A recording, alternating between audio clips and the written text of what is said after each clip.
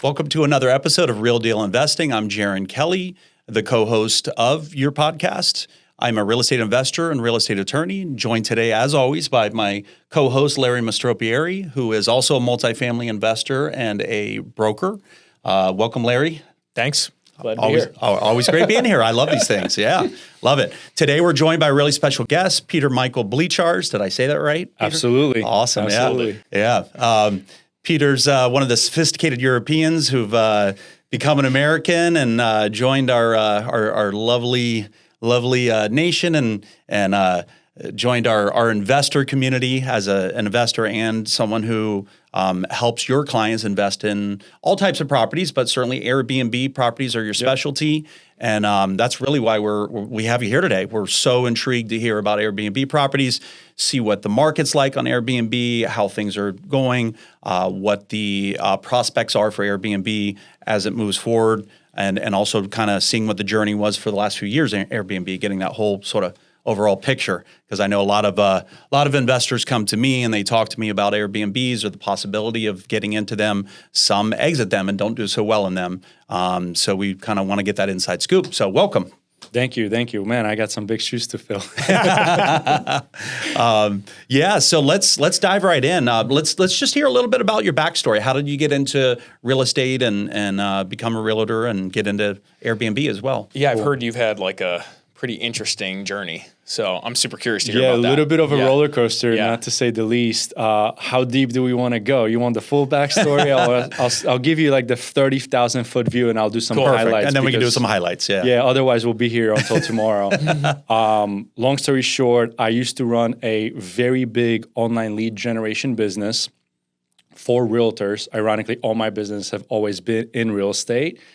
And I had a partner at the time, and we built or pioneered what is now called the Zillow Flex model, but we've done that before Zillow actually released it out and had their own. So in that division of my business, I had a partner. We took on a bunch of investment, didn't do so hot. I was kind of left, hung out and dry, and I was forced to get my license in order to be able to actually take the referral commissions.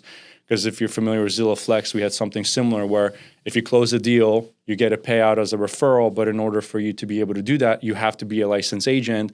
Well, lo and behold, my partner went MIA. Wow. And I had about 26, almost like just a little bit shy of like 30 investors or so to answer to.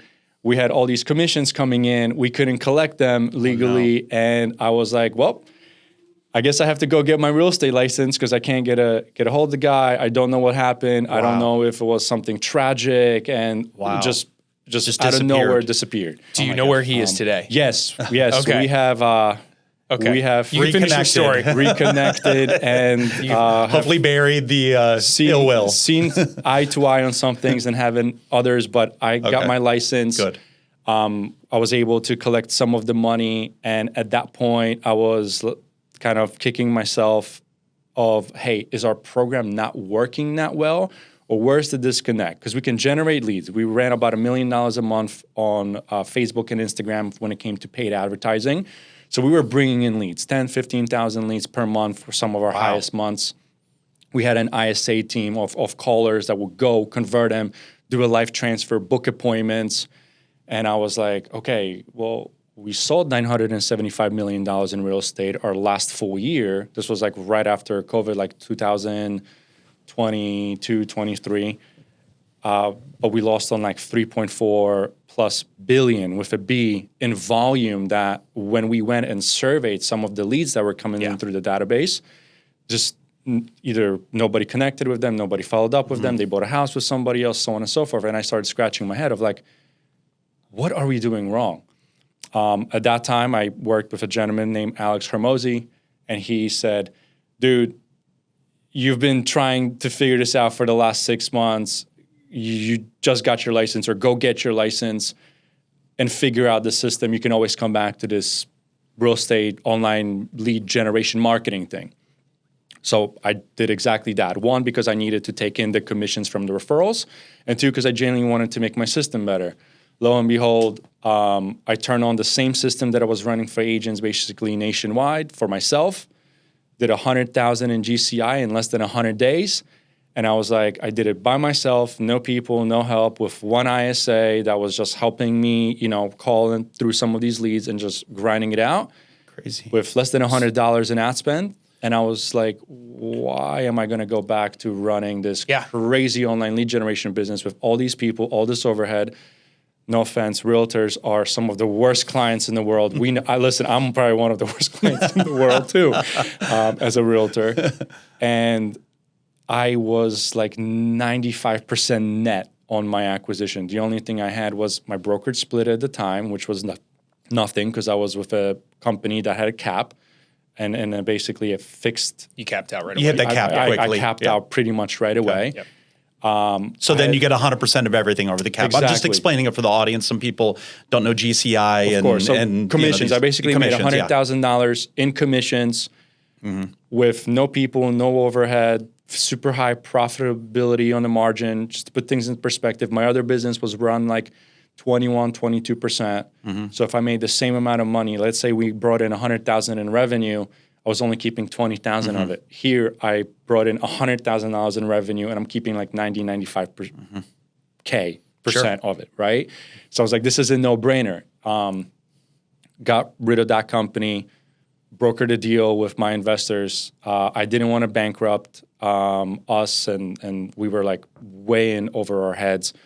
I think we owed our investors like almost like $500,000. Then obviously, like I didn't have a way to pay my bills, car, whatever, rent. I didn't know how I was going to pay for my rent. Like we maxed out our credit cards, and by the time I was able to turn things around, we were like $1 million underwater. But I was not, whatever it took, I was going to do it, and I wasn't going to bankrupt and file for bankruptcy. Just didn't feel right taking money from all these people and then leaving them out high to dry. That's incredible. That shows your integrity. Thank you. No, and, really. Yeah. And look, most people would not do that. Our contracts, we had that, hey, this is an investment. It's highly risky. We can just let it go. You could let the LLC fold up and move on, and you wouldn't know anything. But you decided to do the right thing for your investors and not burn any bridges. So, I have a question. Hold this question for later. But my question is: by doing the right thing, was there any other positive consequences later on where some of these investors maybe they give you a listing or they referred you on to people by doing the right thing? I guess I don't know if you want to answer that now or later, but we're in the middle of your story.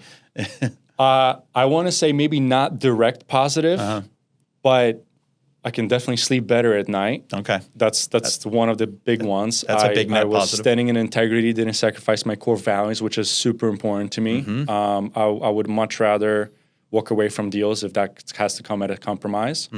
But at the end of the day, I'm a man of faith. So I believe that God has taken care of me because I did the hard thing.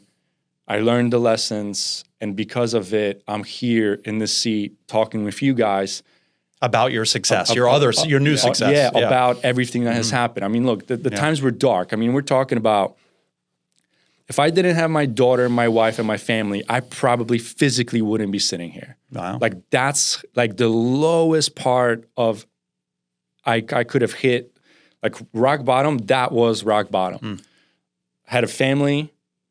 I was like, what am I going to do? I had a good life insurance policy at the time. And I was like, unfortunately, for all of you who don't know, if you do have a life insurance policy, there are certain things that are excluded. Apparently, that's one of them. I know what you're alluding to. We'll not spend too much time on that. But so, you were in a dark place. I guess. Very dark. Yeah. But well, good. I'm so glad you came out of that. My wife is my ride or die. Yeah. We're Eastern Europeans, so there's no such thing as depression in our culture. It's like get back. Emotion to work. barely exists. Yeah, and I have never changed my screensaver for the last like 5 or 6 years since really this has happened. Yeah. But it's from Gary Vee that says you are 100% in control of your life. Stop complaining. I'll censor myself because it's a little bit more explicit than that. But it says stop complaining. So it's like, okay, I can either be a victim or I can be victorious. Like, which one are we going to pick? No. I got myself into this mess. It's my job to get myself out.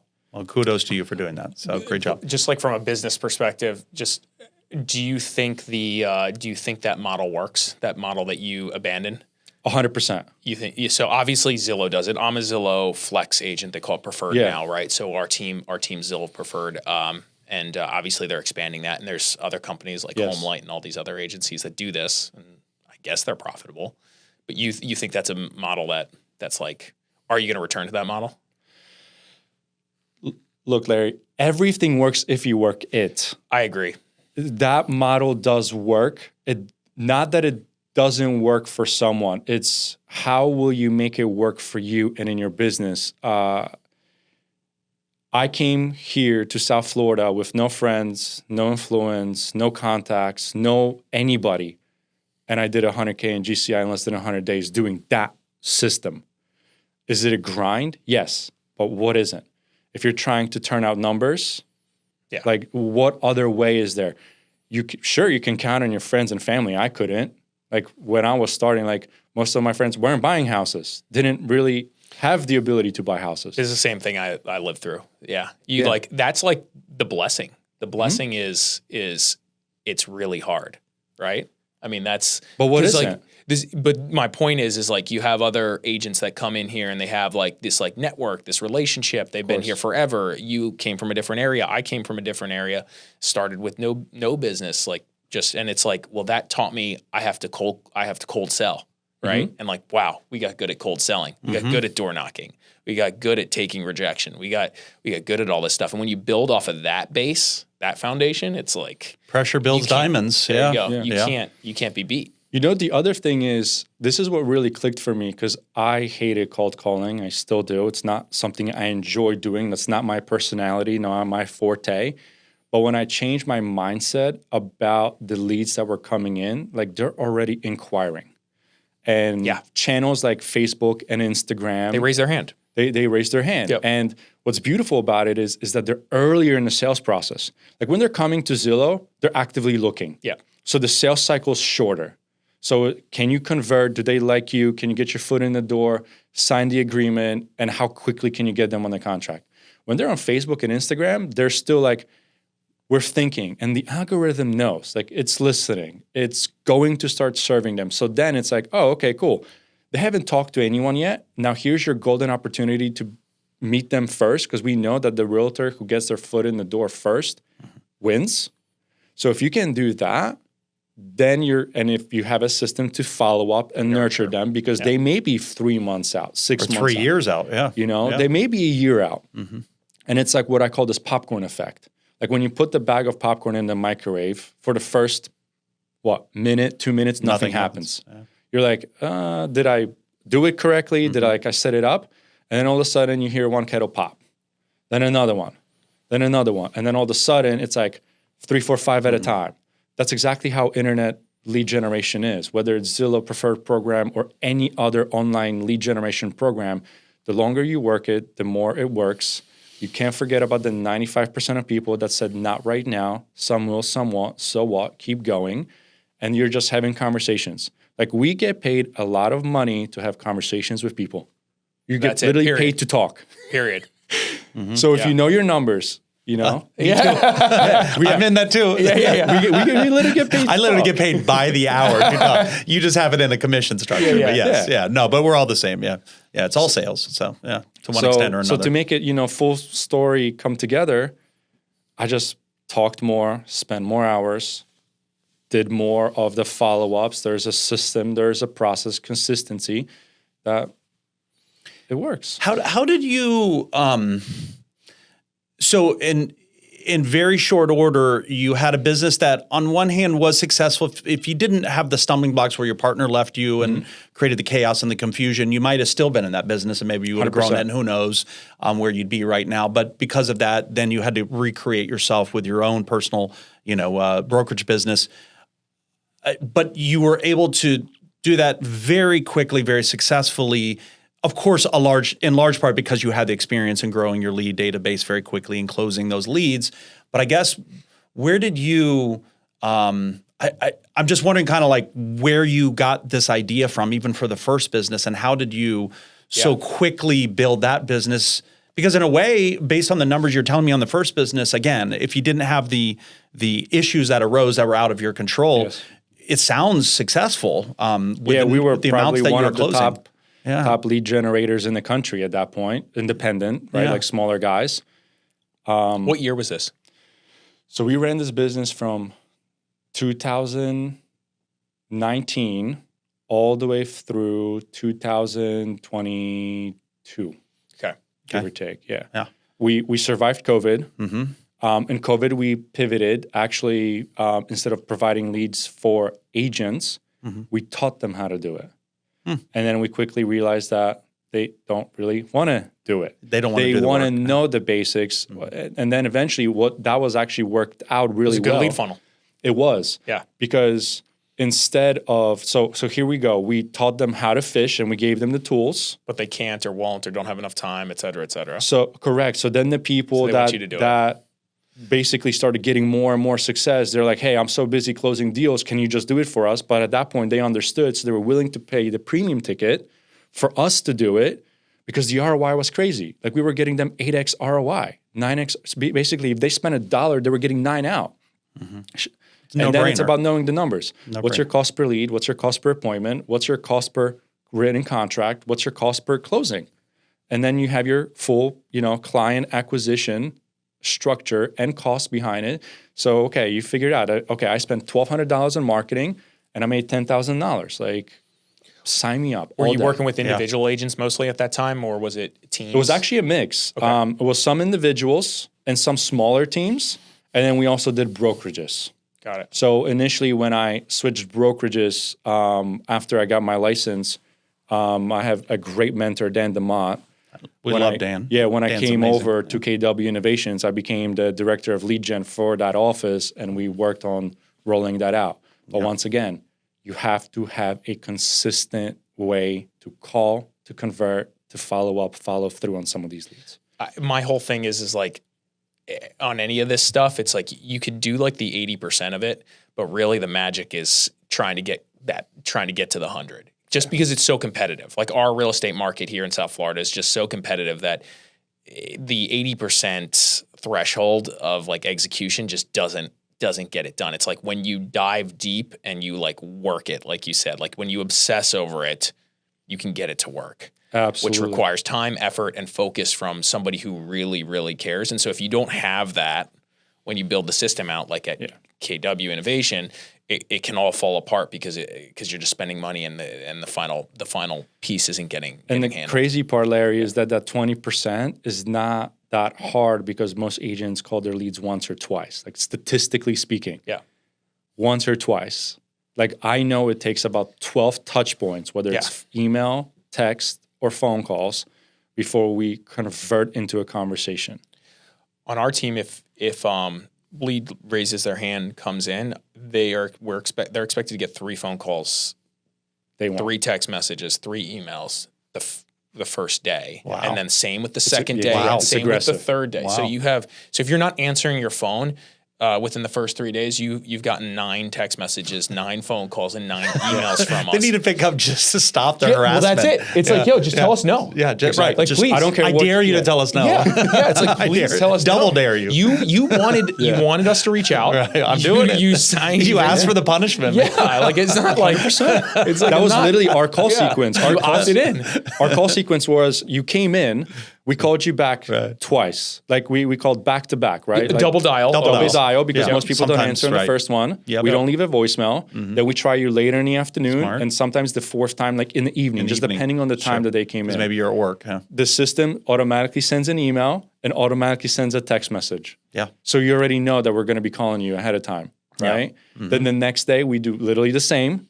Then the next day we do the same. But the second day and the third day, I already start leaving voicemails because I want you to start hearing my voice.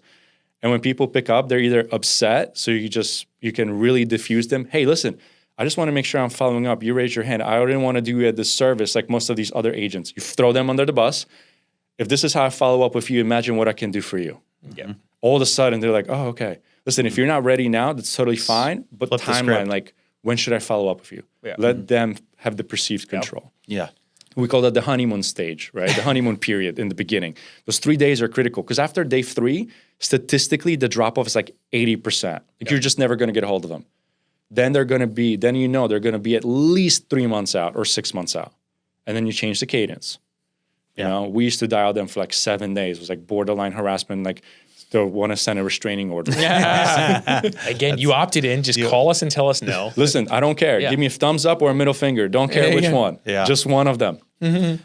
So I want to ask you about Alex Hormozi, but just to talk about him too. Yeah. You mentioned something before about kind of opening yourself up and showing your audience or your prospects exactly what you do. You can give them the script. Yes. You can tell them exactly what to do.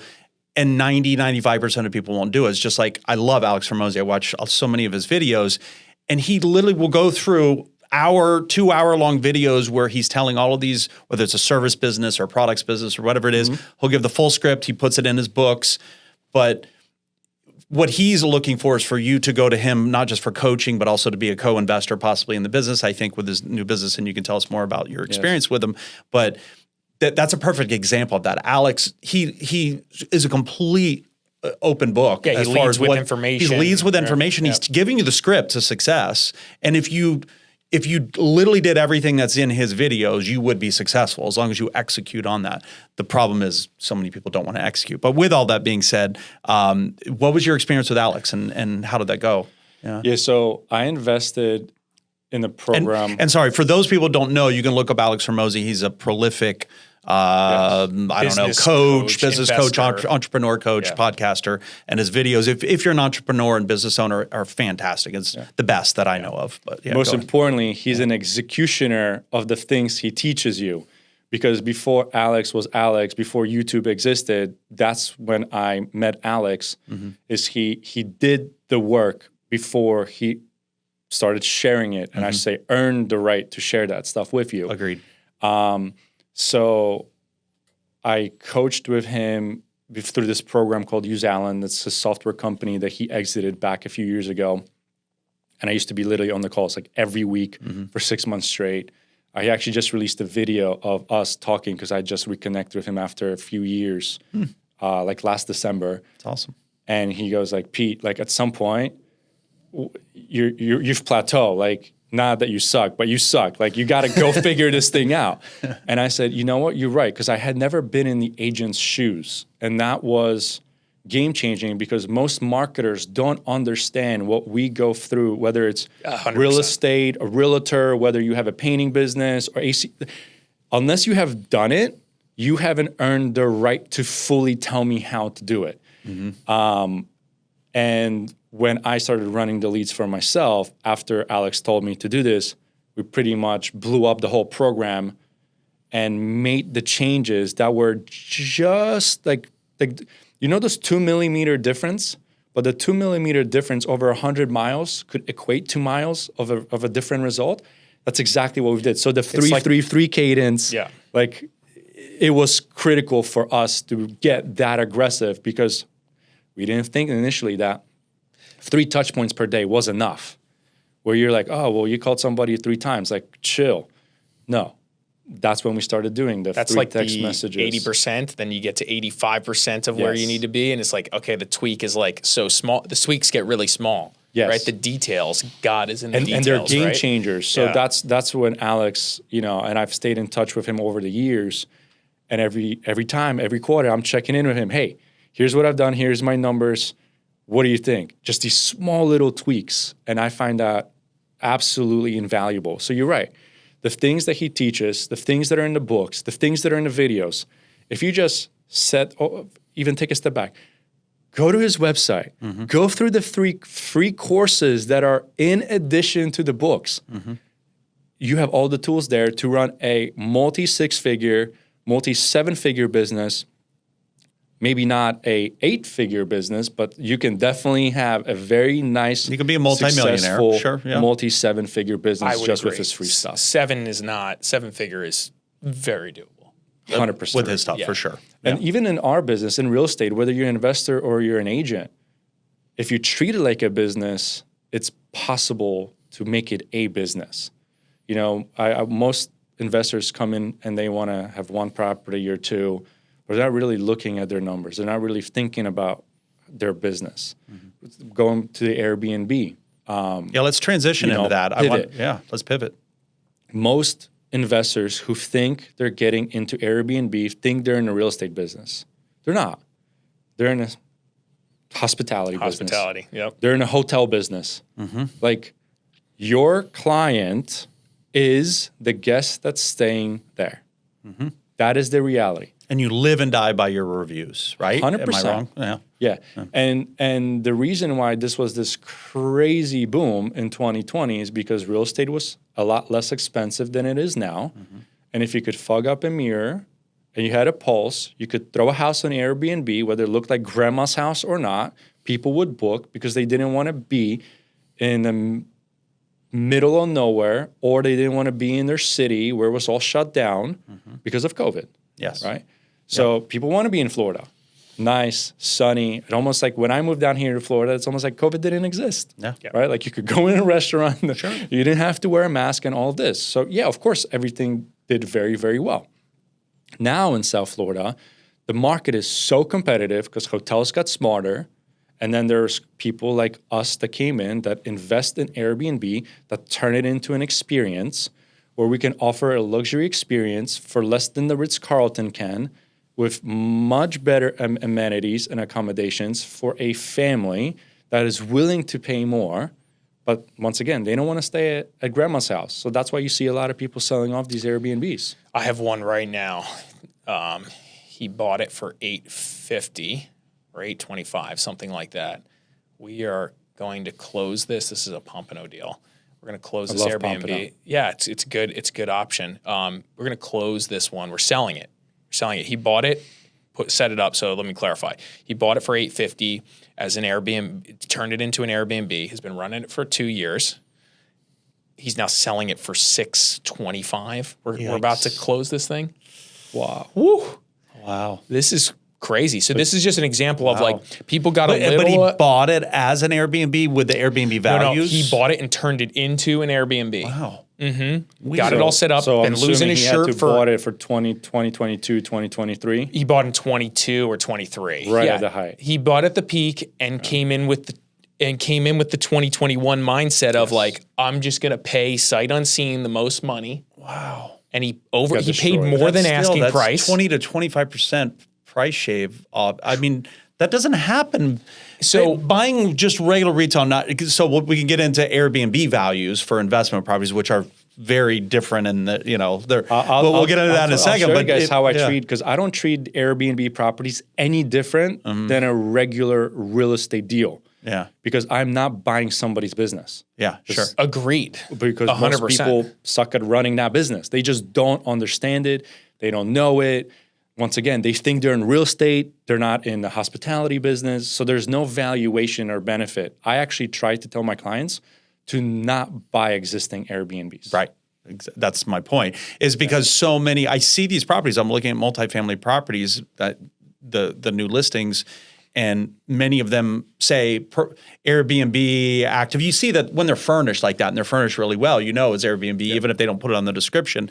And they're always way overpriced because they think that you're going to buy at an Airbnb value based on the cash flow of the property or the income of the property. God, I can't tell people how many seller calls I have that conversation with. It's like big mistake. Like you're not for a buyer. It's just not happening. But when you sell your client's property, we'll get it. I know we're kind of jumping around and getting to the end, but when you sell your client's properties, do you try to sell them at Airbnb values? No.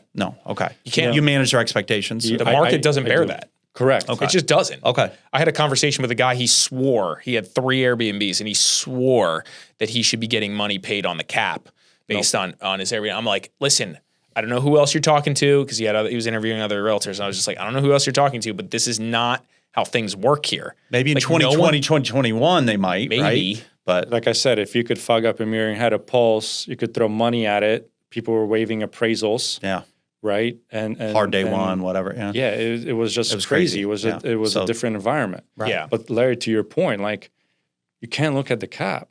Like the cap rate we're talking about, right? Yes. There's no value. First of all, an appraiser is going to come in and is going to look at the house and say, "Yep, 3-bedroom, 2-bath, 1,500 square Doesn't feet." care Look about at the the cap comps.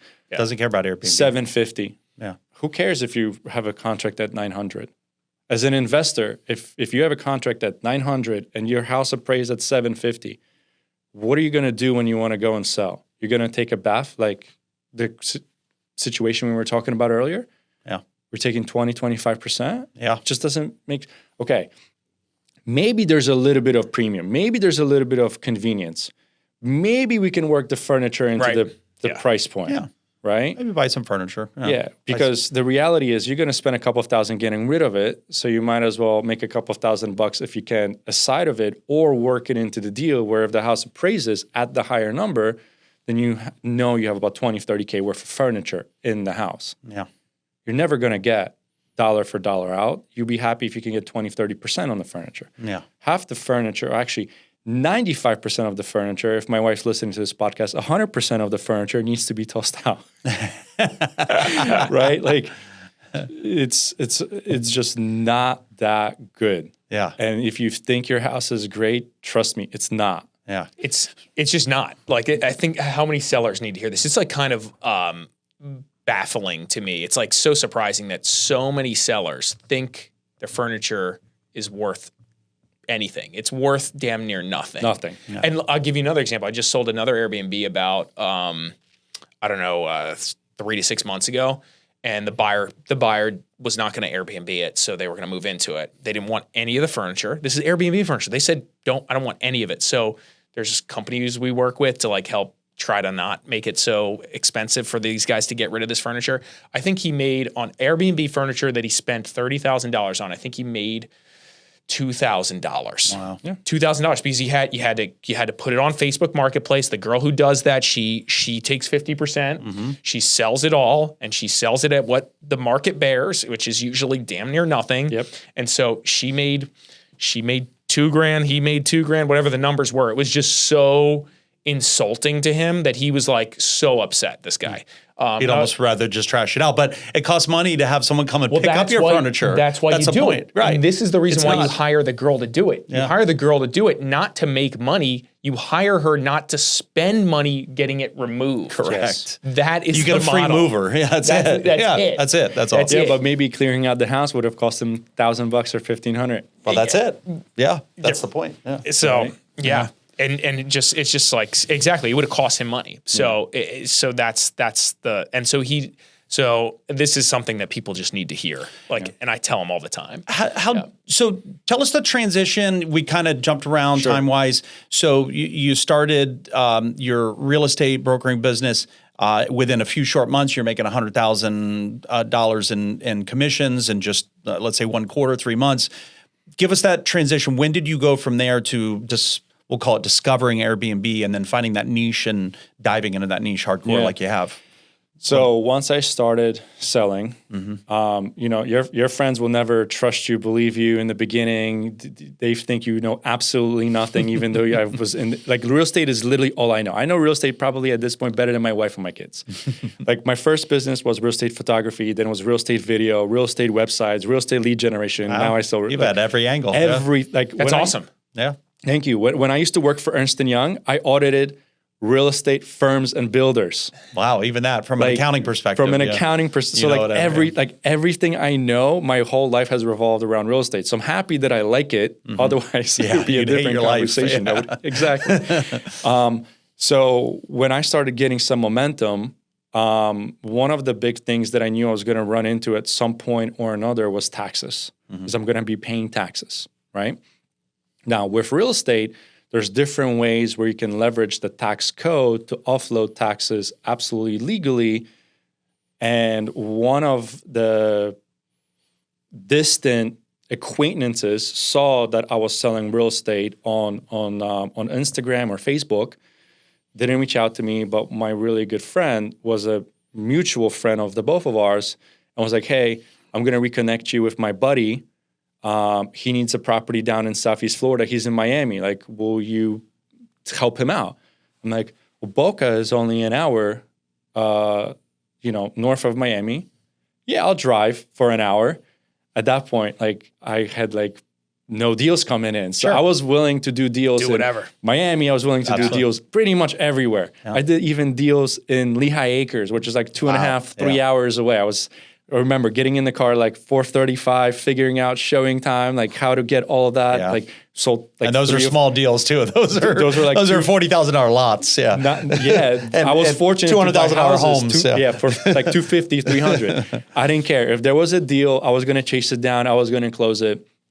So this was like probably one of my first bigger deals. It was like $600,000, $700,000. My friend connected me with another individual. He goes, yeah, I'm buying this because I need to offload taxes.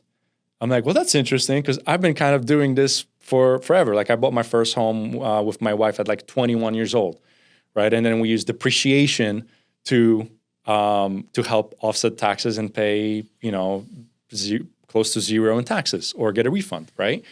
And then here he is, this other gentleman, my buddy Colin, that he wants to offload taxes and he's going to be using this thing called bonus depreciation. His tax consultant and an enrolled agent, a tax advisor, told him about this. I'm like, what's interesting? Because I've been telling my CPA for like the last year or two. Trying to teach my CPA, yeah. And he's been saying, no, it's too risky. Like we don't want to do it. I like this guy. So I went and I helped him and I already knew like what to look for, the formula, how to run the numbers. We found him a great place. He ended up saving like $80,000 or $90,000 in taxes. And his tax consultant actually reached out to me because he goes, hey, you got to talk to my tax guy. You made this process like so easy, so turnkey. Like you knew what, like you got my buy box right out of the gate. I spoke with like 4 or 5 other agents. Nobody knew what I was talking about and you were the only one. So I was like, yeah, sure. I'll talk to him. So he ended up talking with me, flying in like a few days later. He was in town. He's like, look, I only got 24 hours. I'm flying in on like a Tuesday night. You only get with me Wednesday. Wednesday night, I leave. So I was like, okay, cool. So I came prepared. We saw like 12, 13 properties. He sent me a bunch of other ones. I was like, no, they're not going to fit your buy box. They're not going to do what you want. And they're not going to be in the areas you want.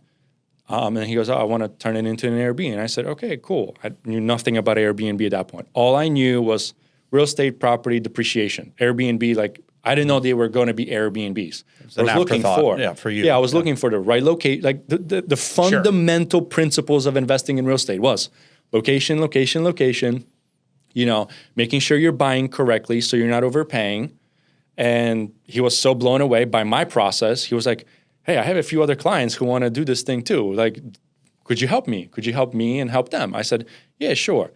And that's when things started to really pick up. And I started figuring out that, hey, there's this other play that people need. They don't want to just buy properties to live in. They want to buy investment properties. They want to buy them well. They want to use them for tax advantages and leveraging the tax code in order to save money.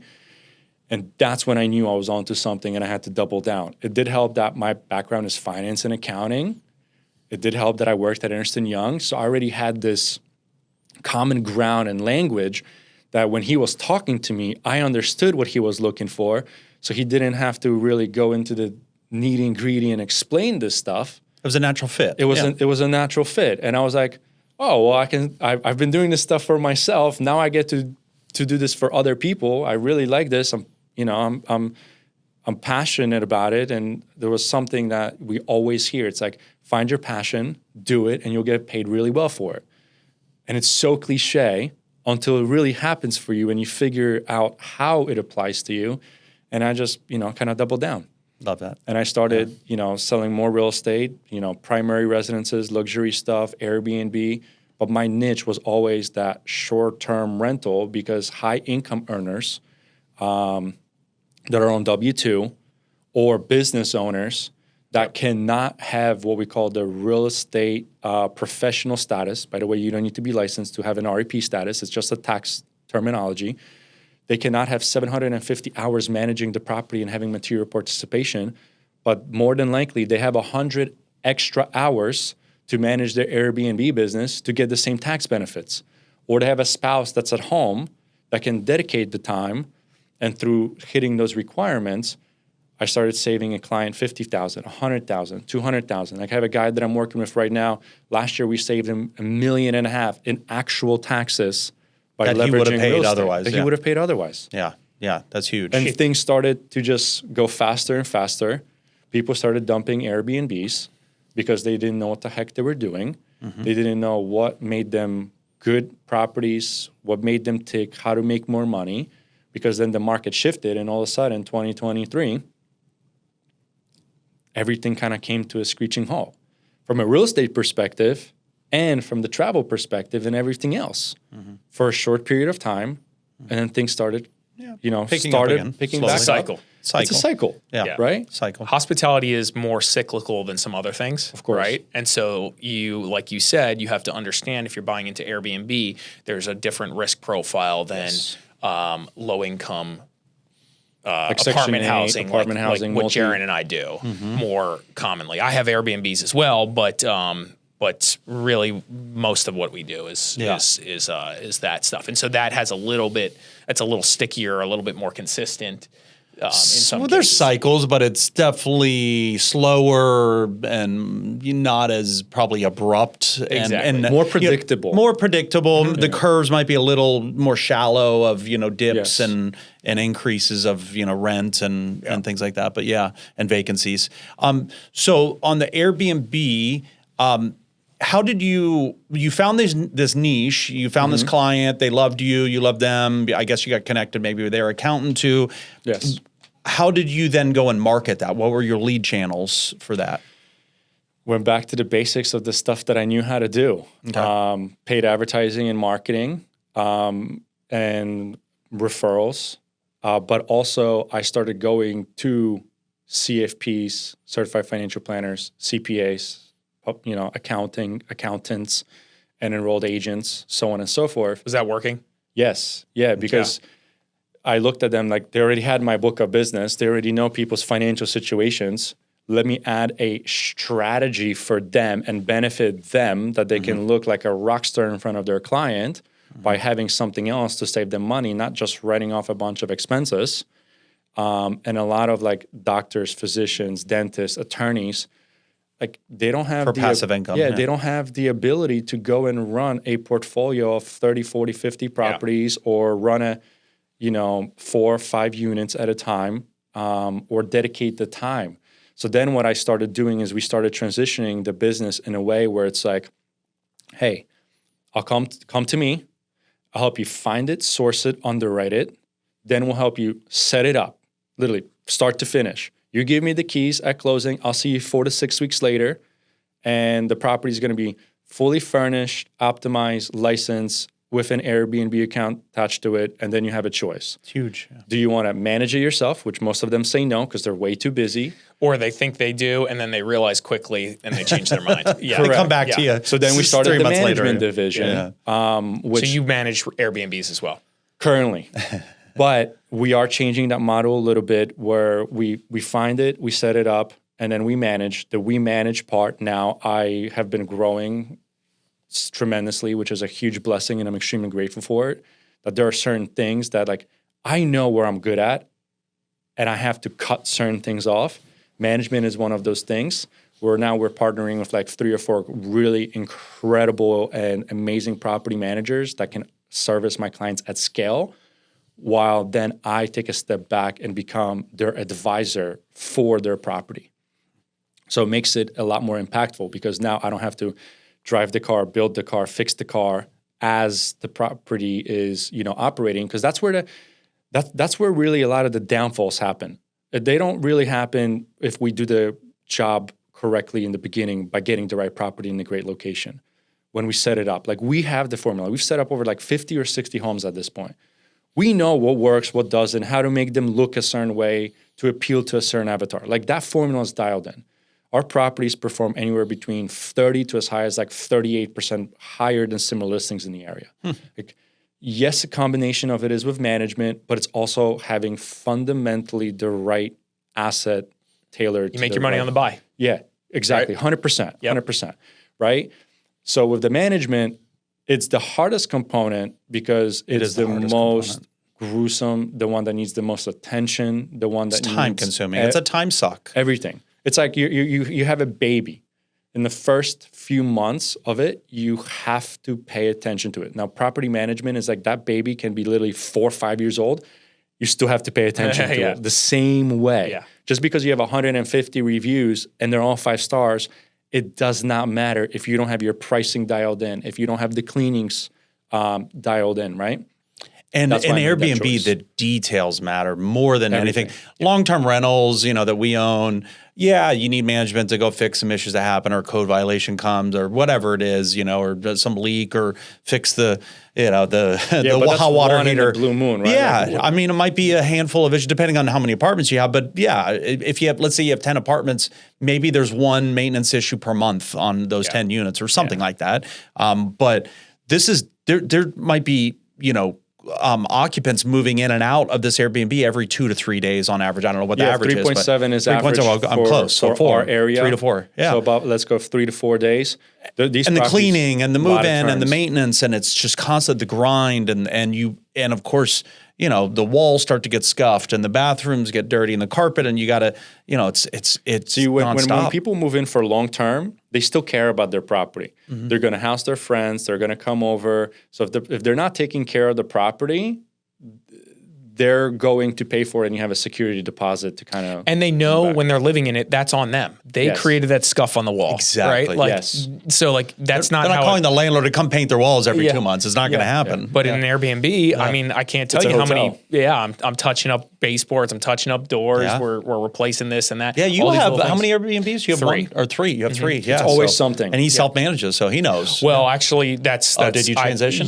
So I had my fiance managing. She runs a business herself, and she does very, very well. And so she has no time for this, but she said she wanted to manage it like a couple of years ago. I'm like, okay, because I was never going to manage it. I knew that from the beginning. You're smart. Like, trust me, the stuff that we see. And my Airbnbs were started in 2018, so a long time ago. Yeah. So you've seen this cycle go up, come down. Now it's kind of like this, and it's relatively stable. Yeah, and I would say like I had 2. So I house hacked, right? So I in 2011 I bought a duplex. I rented one side out, lived in the other side. Amazing. Then I was like, Airbnb, this is even better. I can like make so much more money. So then I Airbnb'd the other side. And that was doing incredibly well. I was living for free. I didn't have to work. I literally could sit in my duplex and do nothing because I bought it so cheap in 2011, and then Airbnb was going to the moon, right? And so I just was hanging out, and I had a 2-bedroom, 2-bath that I was just renting out that I literally could live off of and do absolutely nothing. That's not my life today. Obviously, my life today has a different. Quite the opposite. I went the other direction, unfortunately, / fortunately, whatever. So I was running that Airbnb, and I was kind of managing. My fiance was kind of managing, but then Then we moved out of there, and then I gave it to her to manage both of them, and what the problem was for me personally was you're sitting at dinner with your significant other, and the Airbnb situation's blowing up, whatever. She has to respond, something can't get in, the lock's not working, whatever. And I'm sitting there like, well, I'm paying you to take this stress off my shoulders, but we're sitting at dinner. And you're indirectly upset with me about this because emotionally you're like, you should be helping. You should be helping me or whatever, whatever. Or you're just upset. And so now I'm experiencing the negative experience of it. And so I'm like, this math doesn't work at all. Like it doesn't I'm still a little bit. It helps a little bit. So finally I was just like, there's a lot of Airbnb managers out there. I have a friend that manages Airbnbs, and I was just like, you're giving them to Sonia. Like, we're doing this. I don't care. Like, they're going to Sonia. I don't want to ever hear about, because on our apartment stuff that, I have 130-ish apartments.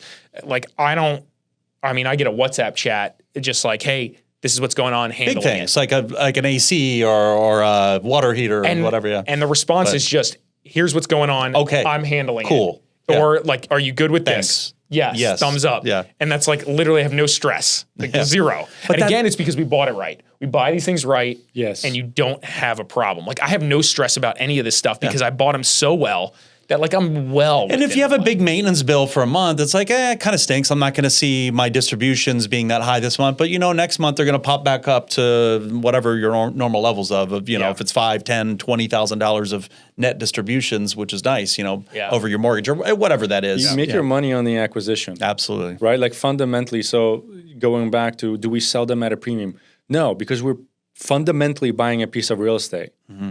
The next person may or may not value it as an Airbnb. Mm-hmm. Now, if I'm selling one of my own Airbnbs, we try to get a little bit of premium, but once again, that's only dependent on the appraisal. So just because you may value it, then okay, if you value it being an Airbnb, then pay the premium out of pocket for it to be turnkey. Because you'll have to pay us to set it up. You have to pay us to get everything assembled on the property. You're going to have to pay the furniture, so on and so forth. But you got to separate that out and look at the real estate as real estate. And I think that's why my approach is a lot more successful than others, is because I don't let the Airbnb cloud the core of what we're doing. Mm-hmm. And because you're very specific about the buy box, Yes. it's not like there's properties every day, everywhere. It takes a little bit of time, right? I'm sure patience. You got to find the right deal. You got to pass on some deals. Like you're not just out there just like There's a lot boom. of garbage out there. Yeah, but that's my point. just like anything else, right? Like when you're looking at multifamily or you're looking Same. at Ton of garbage. anything else, there's a ton of garbage. And overpriced. Way some good stuff, but it's way overpriced. This Yeah. market, especially in South Florida, it's bonkers here. We're truly in a bubble. Even other parts of Florida, Central Florida, Southwest Florida is suffering. I mean, prices are down.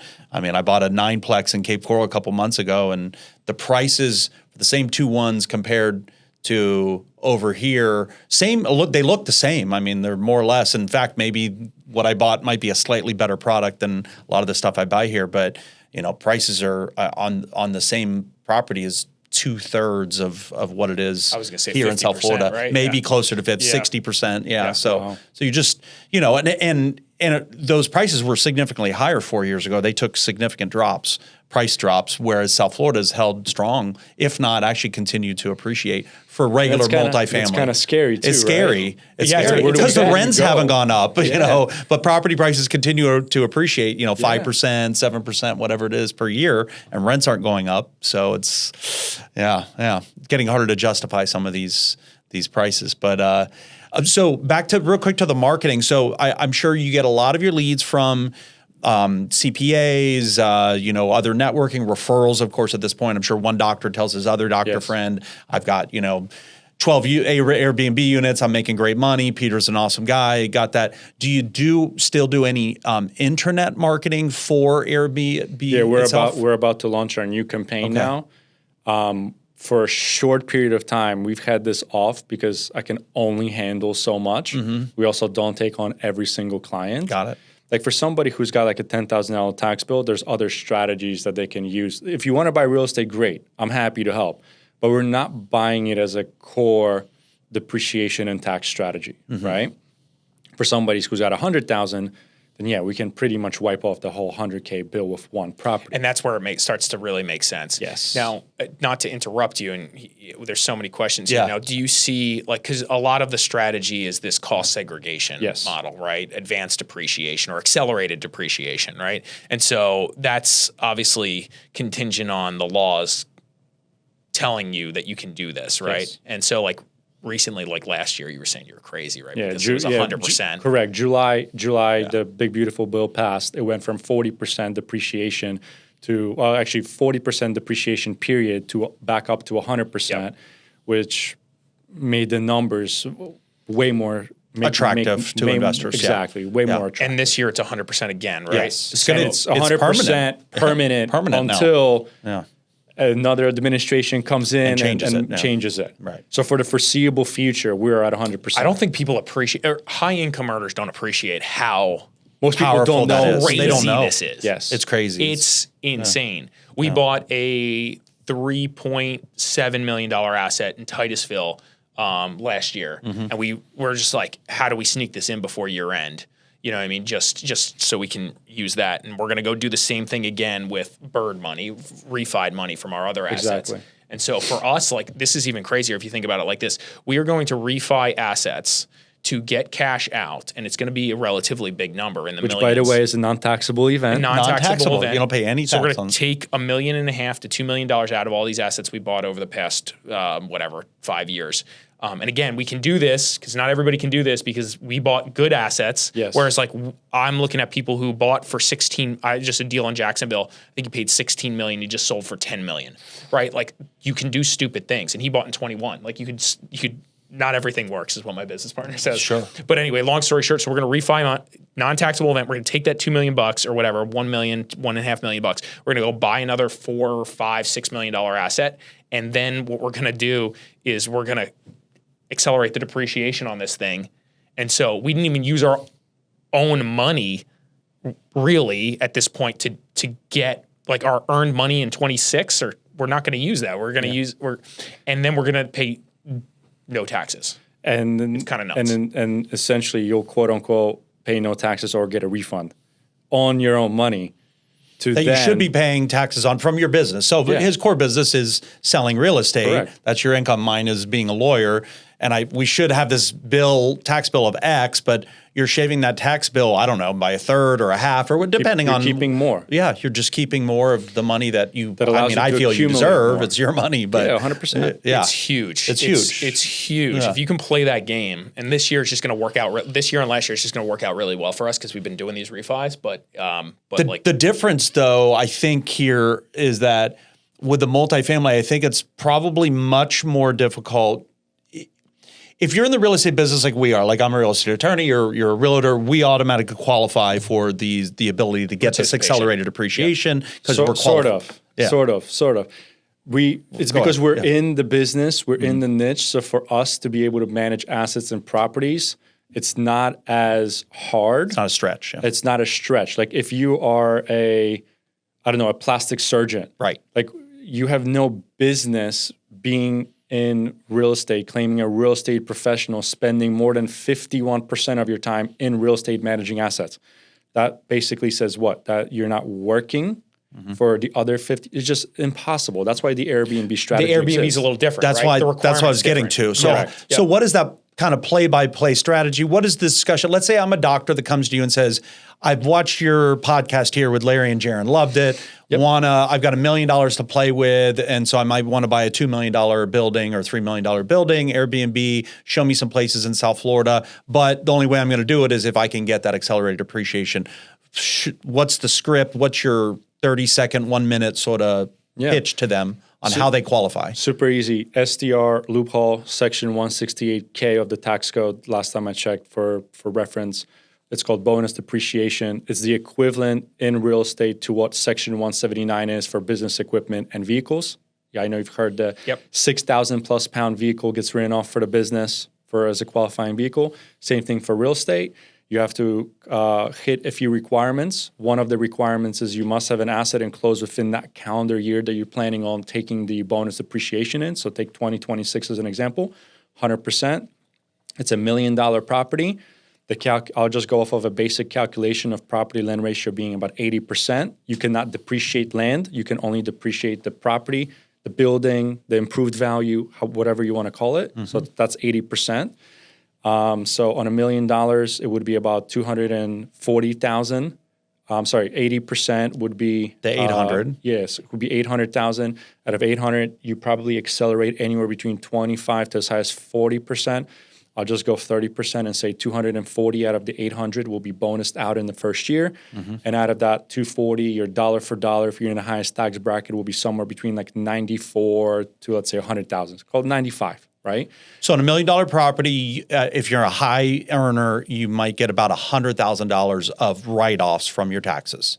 You'll get about 240,000 right, 240. Well, which sorry, will equate to $100,000 to the bottom back. line, $100,000 in refund to you. Yes. Right, sorry. And in order for you to qualify for that as a high income earner W-2, you have multiple different ways. But if you're married, filing jointly, and your spouse doesn't work, then we can have her do some of the requirements and basically qualify for it as the borderline real estate professional. Or if you're by yourself, singles, let's just take that as an approach. Then you have to have 100 hours of material participation in finding the property, sourcing the property, setting up the property, managing the property. And there's different ways that I teach my clients and go through of like what's loggable hours, what's not loggable hours, because not everything counts. Sure. The other requirement is that you must have at least a couple reservations. I always say a minimum of 2 or 3 reservations in the calendar year. You're putting the property into usage. So if you're buying the property, let's say in September, then you have to have it rented at least 2 or 3 times where because it might take a month or 6 weeks for setup and then market it. So you don't want to buy it in December thinking you're going to be able to take It's definitely tight unless it's already turnkey. There's turnkey ways maybe. for us Okay. to do it, but Okay. the right answer is give yourself more time. Yeah. Do it earlier. Do Right? it earlier, Because right. things go wrong in real estate all the time. It's not a matter of if, it's a when. The reservations need to be 7 days or less on average. Or like I said earlier in the podcast, most of the area in the Southeast Florida is going to be about 3.7 to 4 days. So that shouldn't be a problem. Yeah. Yeah. And then on the hours requirement, you must also have one more hour than anybody else managing the property. Well, if you're setting up the property, you'll bank 50, 60, 70 hours there in order to be able to qualify for that with 3 year consultants, people that are helping you set it up, which would be us. And cost segregation is going to be the last one. However, cost segregation doesn't have to be done within the same calendar year of when you acquire the property. It has to be done before you file your taxes because you need to know what you're putting on your taxes and what your bonus depreciating before you fill out all your forms and do all your filings, right? That's why with our accelerated depreciation cost segregation, I typically do it in January. Well, I may start it in the year that I buy the property, but sometimes they I wait take till January. If I bought a property in September, I'll do it. And then it's normally done by February or March. And then I give it to my accountant for that, you know, that going, because your taxes you're paying from the last year of when you bought the property. Now, I have seen people do it later. I've seen people do it after the fact, but if you're doing after the fact, I'm more of a cautionary end, say underestimate your stuff. You can always go back and amend, right? Yeah, you can amend your taxes. Ideally, you do it before you file your taxes. So if it's April deadline, then I would say put yourself on extension. I think October is the extension filing deadline, and I would just do it before then. Great. And those are typically like the 4 or 5 requirements there. Okay. When it comes to getting qualified in order to be able to do this. And you're doing this yourself for your business. You're buying Airbnbs. 100%. Yeah. How many Airbnbs do you own? So we own a mix between long-term and short-term because as a real estate professional, we also qualify for the real estate professional tax status. Yeah. So we have the ability to be in long-term rentals or multifamily and stuff like that because we have the 750 plus hours or majority in real estate. So we have now 3 or 4, and then we have like 5 or 6 long-term rentals. Awesome. Great. Cool. Yeah. Yeah, that's great. So we still leverage real estate no matter how we look at it. yeah, to one way or offload another. taxes. Yeah. So you mentioned that you kind of took a little pause on like internet marketing, for example, because it sounded like you've gotten so busy. Is that what I'm hearing? Last year? Yes. Plus 2025? also, it's one of those things that, like I said, realtors are some of the worst clients in the world, myself included. I'll put myself in that box. I found that I enjoy the agent side 10 times more than I did running a marketing agency, even though I was helping more realtors. I find it to be more impactful to help families create generational wealth and legacy by acquiring real estate, keeping more money, saving money on taxes. And I just enjoyed that way more. Got it. The big thing with depreciation is that most people don't realize is depreciation gets added back in. So when you go qualify for a loan, for a mortgage, for a car, whatever, when you have a business or you're W-2 and you write things off and you expense things out, those hit your net income. Depreciation gets added back in. So the reason why we went from, 4 years ago, $1 million in debt, bankrupt, almost bankrupt, borderline bankrupt, to being able to acquire assets so quickly is because every year as we make more money, we keep more money, and we qualify for more money. It snowballs. So it just starts to snowball really, really quickly. Absolutely. So at that point, I just didn't want to go back into running an online lead agency because I found that I had more impact, more purpose on this side of the fence per se. Yeah. And it's not where, it's not that the grass is greener on the other side. It's greener where we started watering it. Yeah. And once it started growing and I always say, my wife always says that I was meant to do this, not that, if that makes sense. Yeah. Do you have a certain number of your investors that make up a large portion of your business? Like an example, I'd ask Larry the same question. I think, Larry, the answer would be you do a very high volume, but you do of transactions, but you have a lot of new clients. Not that people don't return to you. I know they do. People love your services and everything like that. But it's not like you're targeting 5 big whales of investors with huge pools of money that you're trying to find large multifamily deals for. You're in the residential real estate space on a daily business. But I think you might be different. Your business, am I wrong? Actually, no. We have a lot of new people coming in. Okay. A lot of first-time investors. Okay. That's why I feel like I have the duty, responsibility, and obligation to teach them and educate them. Got it. At the end of the day, yes, we're salespeople, but I look at myself more as an educator and facilitator. My job is to tell you the good, the bad, the ugly, not to paint this fruitful, you're going to make a ton of money with Airbnb. No, my conversation with 9 out of 10 people is, listen, it's going to suck. It's not going to be profitable if you're expecting to have cash flow. Year one. 200, 500 a month max on a 12-month average, because there's going to be some months that are going to kill it. Some months you're going to get destroyed in, and then there's going to be a little bit even. I don't care if we're outperforming the market by 30, 40%. And it's seasonal here too. Summer's typically slower, right? But even winter's in the great. summers, we have a lower ADR, which is average daily rate, but we still keep the occupancy, so you're still covering your expenses, right? But the reason why we're going into this is to save money on taxes. So as long as you understand that that is priority number one, and cash flow and stuff will come with time as you build up your listing, because when you go into year 2, you're like, right now, we've been managing for long enough that I see 30 to 40% increase going into year 2. Like, I'm looking at this season versus last season. I was just talking with a client like 3 or 4 days ago. Last season in January, we did like 8,000 for their property. This year, we did 15. Wow. Crazy difference. Almost double, yeah. So first year was nice and it was cushioned, but I don't lead with just tax strategy. We got to find the right property that can basically sustain itself, because you're not in the business of keeping spending money on the same property. That's when you're a investor coming in from out of the area or new to this, and you work with an agent who doesn't actually own or invest in real estate. Oh, that's rough. I mean, like, I don't know. I don't know if that's the dumbest thing you could ever do, but it's pretty close. I mean, we're talking about, you're going to spend, in our world, you're going to spend hundreds of thousands of dollars out of your own pocket and take debt and make a bet on the future. And it's example, the guy I'm selling his house for, I didn't help him buy that house, and he agreed. It was like really stupid, and he was reckless and blah, blah, blah. So he bought in a tough market. He bought in a high market, but he also did a bad deal. So the combination of those two, by the way, I bought an Airbnb in 22. I don't have a problem.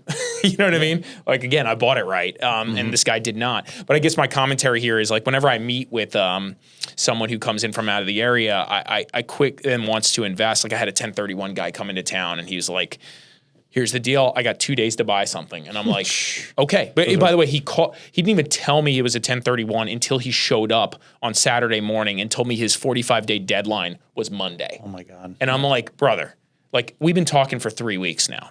Like, when, like, you just called me and said, hey, I really want to buy a vacation property. I've ran into this a few times. What are So we my doing? standard set of questions is, are you doing a 1031? Just out of curiosity. Just started asking that question, because you see that more often than not. And then you get into a bad deal because you're strapped for time, and that's the only thing that's available. Or can someone? Well, you have to go hard day one and full price offer for sure, full price. Because you can't play around with that. You know. And so, like, when I meet with guys like this, or even if you have more time, it's just like, hey, let's like just talk through like what you think the investment is going to be versus what reality is. Because I can tell you, I own stuff up the block, and this is the reality of this. Like, this thing isn't going to make you money. And that was the conversation I had with him. Showed him 13 property. I'm like, none of these are gonna. He's like, I want a 10% return. I'm like, let's first define math for a second. Like, what do you mean by 10% return? You talking about 10% cap rate? You check 10% ROI, cash on cash? What are we talking about? And we kind of like break that down. And it's like I'm like the worst salesman when it comes to working with investors, because I tell people this. I am the worst salesman when it comes to working with investors. You're going to hear, I can't lie to you. Like, I just can't. Like, if we're going to look at this and you're going to ask me, does this make money? I'm going to be like, no. And like, that was the conversation, and he still picked one. And what's even worse, he picked The worst one. He picked a deal. There were 3 finalists. I told him, duplexes tend to perform really well in Airbnb. You got 2 sides, 3 bedroom, 2 bath, 3 bedroom, 2 bath, kind of nice.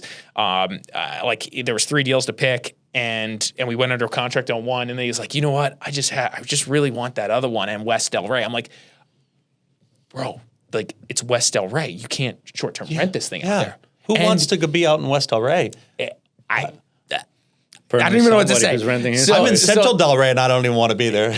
You want to be in East Del Rey. Yeah. I'm just west of the 95. You're in a great place. I'm in a good place. But yeah, I mean, why do you think prices are triple what they are in East Del Rey than what they are a mile to the west of there? So anyway, he made his decision. It's fine. He went into it very aware. But again, the same commentary. It's like if we all know what works and what doesn't work, and so when they meet with us, they're gonna get maybe a slightly more reality adjusted perspective. But also the honesty and truthfulness. I have never had anybody be upset if I'm telling them what needs to be. And there's deals where I've walked away and I said, listen, you want to go through with this thing? I got to take my name off this contract. And they're like, what do you mean? Like, this deal is a ticking time bomb. You're going to have a ton of issues. Like, look at this. My inspector stopped the inspection 15 minutes in. He's been doing this for like 30 some years. Wow. He's done over 100 some inspections. He refused. He refuses to keep going. He's like, here's your money back. I'll pay you for me to get out. I honestly had a handful Here's your money of back, and times. I'll give you $500. To not have to be in this unit I literally anymore. had a handful of times where that happened. Oh my God. And that's when the client is like, oh my God, okay. Last day as an inspector. Yeah. And it's, Wow. I would rather, like I said, sleep well at night knowing I'm doing what's right for my clients, just like we paid back all of our investors every single penny. Yeah. I can't sacrifice my core values and integrity No, because that's short-term thinking, right? 100%. Karma, God, whatever, whoever you believe in will come around and there's a price to pay. Well, that's my thing. I don't want a phone call 6 months from now. Why did you bury me in this? Yeah, and they always remember what they Or a bad want to review. remember. They Yeah. don't remember that serious conversation you had I'm with dealing them. with a situation like that actually right now. They remember. You have to put it in writing. That's the other thing. If they're really doing it, I put everything in writing per our phone call. Yeah. I recommended you that you told me this don't do this yeah. for these reasons. But you are the client, and the client is always right. So you're deciding to move forward. And, Yeah, you're a big boy. I actually have a video of me standing in front of this house that says, so and so, I'm telling you right now, do not buy this house. Don't do it. And then I posted an Instagram as the video. inspector's running out of the door. And then I posted a video on Instagram that says, here's the 5 reasons why my client should not buy this house. And it went viral. Yeah. No, that's awesome. That's great. That is great. That's It great. is. Yeah, that's funny. So I'm curious to hear, just as a fellow real estate broker, well, obviously we know each other and we've done deals together. By the way, that house that we just did a deal on, how's it going? I got to show you the pictures. You're going to fall off your chair. It is. It's You're short-term renting that, right? Yes. Oh, very cool. We had a few things that we needed to just button up. We're just waiting for internet install, and it's about to go live. So I think it's going to for everybody's benefit, I was a listing agent. Yeah. And you brought your. But I drilled you on the numbers. I was like, I cannot go above this number. It doesn't make sense if I have to walk away from the deal. Okay. We went back and forth for like a week negotiating this deal for our clients. Yeah. Okay. Well, it my shows you both were doing the right thing for your own sellers- clients. Yeah. My sellers were flippers. They bought it, fixed it, and I'm pretty sure they made almost $0 on that one. Yeah, so That's that one tough. didn't work for them Yeah. so well. No wonder you were trying to keep well, the that's- price because you don't want them to bury them. Well, that was them. You never want your client to have to come out of pocket to close on a deal, meaning, to bring cash to a table to be the seller. That's I think brutal. they made $20,000. Okay. I don't know. We saw the seller. Whatever. I don't remember. Which was nothing in But they had retrospect. investors they had to pay back, interest and all the stuff to carry the thing. get So it. I think they made no money, but yeah. So I have, what are the, so your clients go and buy the property, great. You're setting them up with the property. You're introducing them to one of your top 3 managers. They choose who they want to work with, great. But What are some of the top tips that you have based on all your experience for making a successful Airbnb? Like, do you theme a home, make it a Star Wars theme, or probably not Star Wars? If you're in Orlando, right? You near can do Star one of Wars, the parks, for or sure. like beachy theme. Or like what are the top tips for making that successful? That stands out. Top 1% Airbnb. Yeah. So before you even think about how you're going to outfit the property, going back to buying it right, the location. Like Deerfield Beach, like what are we close to? Airport, beaches, Pierre, right? Fort Lauderdale. There's a little bit of more forgiveness in the location because you're more centrally located too. The airport, maybe downtown or whatever. Yeah. Maybe a water, you're on the channel, like North Fort Lauderdale, somewhere in there, right? But you don't want to be out west in Davie or something, right? I mean, you can be, but you don't want to be. I don't want to be because the numbers just don't pan out. Really Most people that will buy somewhere out there is they're buying for a dual function. Maybe they are eventually looking to retire and they just want an Airbnb when they're not short there. term for a little while. Yeah. Okay. And then once you know what your location is, you have to figure out which avatar or subcategory of the avatar you're going to be serving. Okay, who's your guest? Who's your client, right? Because if you're like in Victoria Park in Fort Lauderdale, then you could be serving a family or you could be serving a bunch of 30, 40-year-olds that are going to come in and are going to be singles, couples, or whatever. So then you outfit the house based on that. And that's how you come up with the themes and the amenities, and you kind of build onto that. Give an example, Deerfield Beach. We're talking about Pompano. So let's go down the Pompano route. Pompano, the Pierre is awesome. The downtown is getting huge upgrade, bunch of buildings. But Pompano is still at its core more of a family-friendly beach, more of a family-friendly location. So I'm outfitting with that in mind, where I'm outfitting for kids, bunk beds. I'm thinking of themes. Okay, who's going to be in Pompano? Probably somebody who's got kids that are like 4, 5, 6 years old, up to maybe like teenagers. Putting in an Xbox. We're putting in a theme in the room where it's maybe like, I'll give you an example. We have what we call the Mermaid House in Pompano. Now, why do we name it the Mermaid House? It's because when we bought the property, there was a mermaid tile in the pool. So what did we do? We painted the whole side of the house in a mural with mermaids, dolphins, and stuff like that. There's a tiki hut. There's a bocce court, right? Family activities. People eat that stuff up too, right? We have the fire themes pit area. and the art Correct. and the inside the house. We have the what is it called? Like the sea urchin room. Yeah, got it. We have like the sea stars, whatever. We have like the fish room. And then like my wife is our interior designer, director of operations for that division. And she comes up with these crazy things she puts together to outfit these rooms. And the whole house looks like you're in the water, like you're in some smaller version of Atlantis. That's cool. Atlantis, right? Yeah. Atlantis. Kids must love that. Yeah, they love wild. it. Yeah. But then we also have stuff for the adults, right? Like the adult rooms with the king size beds are more dialed down, where maybe we have an accent wallpaper or something, and we don't have a bunch of little things for kids. Do you have a bourbon and cigar house for me? Yeah, Now, that would be cool. yeah. That would be cool. Every bourbon on the wall. We have a no smoking policy. No, I'm in-house. joking. Yeah. Just pictures of cigars on the wall. Yeah. No, but that's great. Yeah. So stuff like that, right? Like The little things matter. It's the little touches. But you also and want people to give you the free advertising and marketing by going on social media and flexing on their friends that they're at a cool spot. Because that's what they're going to do when they're sitting at the Ritz or the Four Seasons or wherever they're at. How do you feel about multifamily Airbnb models? Have you Yeah, we have a few of those in Fort Lauderdale. Now, as long as you're willing to put in the work and the investment and spend the money to get them up to standard. Yeah. Because a lot of multifamilies are going to be tired, from my experience, in the locations that they're in. Either they were previously Airbnbs or they were just, 1,500, give or take, plus minus, homes that weren't really well taken care of, and the landlord was not staying on top of things. You have to be prepared to invest to renovate. Yes. Yeah. Because in most the ones cases. that are in the locations you want to be in are going to be more expensive. But if you can get them for the right price and put the money in, they will do really, really well. Yeah, that's like my duplex. It's not perfect location, but it's pretty close, right? It's not like on the you're island. East Boca. Yeah, it's East Boca, nice. so it's good. And Yeah. And so like, anyway, yeah. So those do really, they perform really well. Yeah. Like, I mean, they do a lot of revenue. So Yeah, and those are really nice because you can have a parent sibling listing where you have the whole place being Yep. rented as That's what we once, do. or you can have one subsection and another subsection.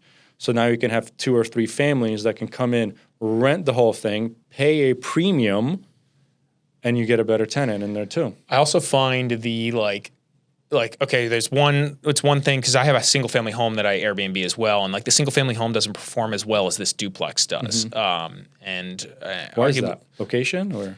they're in the same location. They're next to each other. So and the single family home is brand new, gutted. Everything's done. Everything's I'm done. shocked. So it doesn't have a pool. Okay. So it doesn't. Well, so that's there's amenities, huge. but neither does the duplexes. So, but I think the thing here is a part of it is just like the 2-bedroom, 2-bath is like a very easy entry point for that specific area. Talking about avatars, it's like that location close to hospital, close to schools, close to things, and maybe the parents are coming down. They don't need a single family home. Or maybe the nurse comes into town and rents for 30 days. Like we do pretty well during the summer from that type of stuff, like parents visiting, nurses, doctor, whatever, just people like have to spend time. Work or, travel and work. And so it's like traveling professionals are actually huge. Yep. Doctors, nurses, even captains, pilots. We get some captain. Like in one of my places, I actually just rented it for an indefinite amount of time for a really good number. The house because it's a captain. Yeah. A captain with his crew. They all live there, and so that's done. I don't have to think about that for probably 2 years. And it's rented at rented at the revenue income, the revenue number that I was getting via Airbnb. So like just without the headaches. Without the headaches. Yeah. So it kind of worked out really nicely. So that's also the benefit of having like being in the business and also having these assets. Like, I don't know if this happens to you, but I'm working with clients and they're about to be homeless. And I'm like, well, here you go. Got this nice single family home over here that just so happens to be available, or I can like move people around because I have access to like more than just my Airbnbs. I have others short-term rentals that are in like my investor's portfolio, just like you do. And it's like, I have an unlimited way to like take care of my clients and, or just get lucky from a rental perspective. We put the captain in just randomly. A buddy of mine owns a big boat and we were at the marina and then there was this other captain, I got to talking. Yeah, I got a place for you. Yeah, no problem. We'll help you out. And it just worked out. It's pretty nice. So, it's definitely advantageous. And now once again, you become more valuable to your clients, to the people that you're with. Because ultimately at the end of the day, I'm trying to offer more value. Like how can I offer more value? The reason I'm getting out of the management side of things is because I didn't feel like I was doing a great enough job in order to keep up my standard. Mm-hmm. So if I can't stand in integrity once again and do what's needed for my clients, I got to find another solution. Yep. So by taking a step back, like Elon Musk starting and stopping actually the production of Model S and the Model X to reallocate to build for the future, that's like what I'm doing is I'm stepping back because don't get me wrong, that business is okay. But I realize that there are different things, tools, and people that we have in place in order to do what's best for our clients. Yeah. Mm-hmm. Yeah. Now, what's the plan for the future? So you're going to step back from that, remodel, or rework that, Double down. Double down on you're running the ads. You're gonna refocus on building referrals. Generate more investor clientele. Yeah. Are you adding people to your team? Do you have who's on your team? What does that look like? All of the above. Yeah. What does the team model look like? Yeah, and then most importantly, by being able to take a step back, now I can have real data being fed back to me, as opposed to me having the approach of actively going after it, right? Like if I have these 3 or 4 other managers who have the tools, have the P&Ls, and have other things that they use in order to get my clients better results, then I still keep the hand on the pulse and what the market is doing on that side by being educated. But then I can also start being more of like the coach and the quarterback. Oh, I'm seeing trends that are happening in this area. Now I know where to put my clients. Now I can tap into their resources because they have more properties. So now I can, maybe we need to open up in this area. So going back to the sales side of things and having more clients coming through, knowing more areas, having a little bit of diversification at the same time by being able to expand the team, serve them better, and become more of a little bit of a wider grip, but still being super laser focused on helping them achieve their goals. Yeah, you're like asset management on some level, In a way. and their property management, and then you're also sales and serving sales clients. Because a lot of our clients, to your point earlier, is they do come back, and the tax problem never goes away. Sure, every year. Usually, every year It actually gets worse. It gets worse. Yeah. Right. You get in the really, they get into their 40s and their early 50s. Those are the true income making years. I mean, you all are successful in your 30s, which is amazing.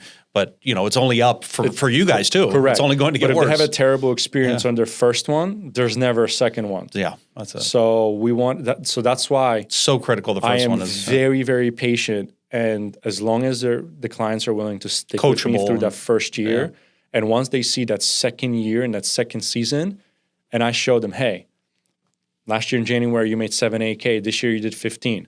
In February you made 9 or 10. This year you made 20. They're like, wow, why? Well, it's because we're earlier to the market. We have a full season and we have reviews. We bought it right. We've outfitted correctly. This is the formula I was telling you about. Yeah. They're like, oh, it makes sense. So usually they buy year one, they skip year two because they haven't seen the effects yet. the full year. Yeah. And then they come back for year three. And like I have some people who have 3, 4, 5, 6 properties. Yeah, amazing. Some people will change them out where now they've owned their property for 4 or 5 years. They're going to 1031 it into something bigger or consolidate, because Airbnb, the luxury market works differently than the regular I was market. just going to ask this question. What's the most expensive Airbnb you've sold? Like where does it is there a number that it stops making sense? Or is it better in the luxury space? Not that it's better, it's different.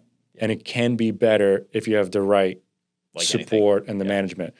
Look, I've sold stuff in $2.5, $3 million range. And That's operating as Airbnb. For a home. for a home. Oh, yeah. And they do, this thing is on pace to do some crazy numbers. I thought we were going to do low 200s, high 100, 90, 195K. I think this thing will do 300 some thousand. Is that What's your lesson gross from that? income? Gross. That's gross. Okay. And that's year one. Still good. Yeah, year one. That's good. I know of some Airbnbs. I just went and previewed something at roughly right around 6 million. That does 700,000-800,000 a year. What should be your It's net crazy income numbers. after management fees and repairs and kind of what? I always try to shoot for at least $200 to $500 a month net after all expenses. That's cash. Yeah, That's cash in cash. your pocket. Are you But what asking percent? NOI? Yeah, NOI. I guess. Oh, what percent of your? So on the first year, so like I said, I just did the numbers for the one property I keep referencing. We estimated 106, 107 gross. We ended up doing 130 gross. Mm-hmm. When we put in the management, we put in all the maintenance like pest, pool, lawn, whatever. Taxes related Taxes, to that, right? Furniture yeah. repair, When I whatever. say Short-term the whole taxes. mortgage, like PITI, principal, interest, taxes, and insurance. All that is included in this number you're about to give us? Yes. Okay. Like Okay. literally everything plus management, 15%, Mm-hmm. because some managers will go 20%. We're at 15. I think the client's walking away with 5,000 to 7,000 net. Okay. Yeah, but after taxes and insurance are cash flowing, which is Yeah, good. That's actual cash flow. Yeah. Yeah. Whereas NOI is before mortgage. Now, if we take, if we take the mortgage, I mean, the mortgage pre-mortgage, out is going to pre-taxes, be anywhere between insurance. 50 to 60 yeah. plus $1,000, right? Yeah. That's I think where a lot the big of people, chunk is. a lot of people forget when they're doing this math and they're not experienced. They forget that you have to pay short-term tax to the county. Yeah, well, so if you're on Airbnb or VRBO, it automatically gets remitted too. Well, educate me. I mean, I have Airbnbs. I know they take your tourists. state. They take the state piece out, but the local county stuff you pay direct to the county. At least this is what I do in Palm depends Beach. on, yeah, so correct. Palm Beach is a little bit different Yeah. too, because Broward, I'm mainly in Broward. Yeah. Palm Beach and Broward are slightly different because in Broward, you don't need to have your tourist development tax.